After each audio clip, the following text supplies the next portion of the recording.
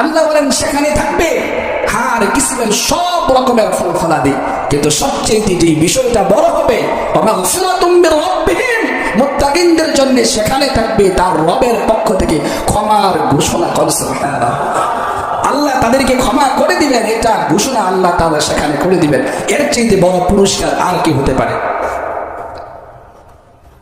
তাহলে এই মুত্তাকি আমাদের হওয়ার দরকার আছে কিনা? আর আওয়াজ করে বলেন আছে কিনা? এটা কি আল্লাহকে ভয় করে না করে? সব অবস্থায় সর্ব জায়গায় কাকে ভয় করতে হবে? আল্লাহকে ভয় করতে হবে।